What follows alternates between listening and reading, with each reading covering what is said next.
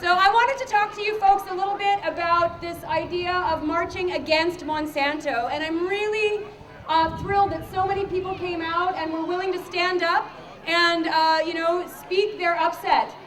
But we do not transform the world by being against things. How we are going to transform this food system is by marching for the food system that we do want. For stepping up and saying seed is sacred. It is not for you to mess for profit. That is our collective heritage. Thousands of years of mostly women saving that seed as part of our collective heritage.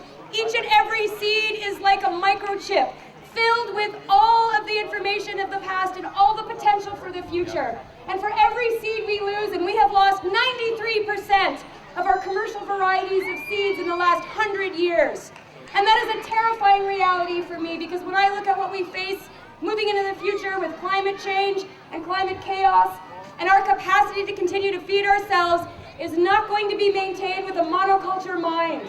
With this idea that seed can be produced centrally somewhere and shipped all around the rest of the world, and that's going to provide nutrition for you and me, that is a false hope.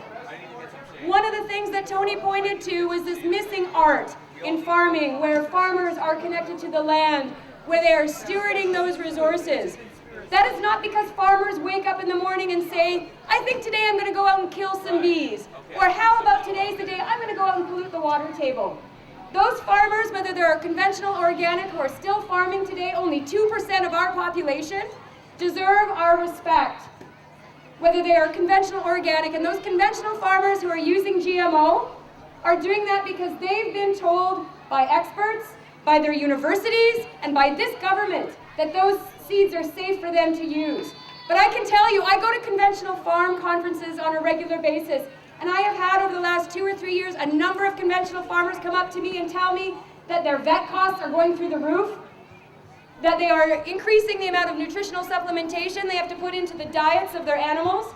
But these problems are not occurring on the organic farms. And increasingly, conventional farmers are rejecting GMOs.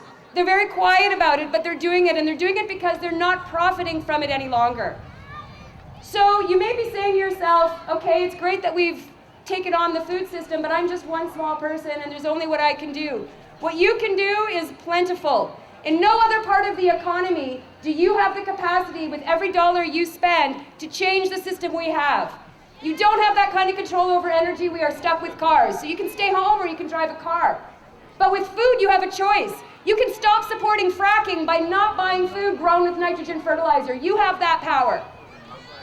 Don't worry about whether you can afford 100% organic food. Please choose something from the grocery store or the farmer's market that you didn't buy last week organic. If every single person in this park right now bought one thing from Organic Meadow, you would keep 100 farm families in business. It's that simple. So I'm going to invite one more conversation we haven't had here, because we do have a couple powerful speakers left who will get to some of this stuff. You've seen some really professional looking organizations. Canadian Biotech Action Network has been holding it down for you folks, staying engaged in this issue for years and years and years. That costs money. The Canadian organic growers have been doing it for over 30 years. It costs money.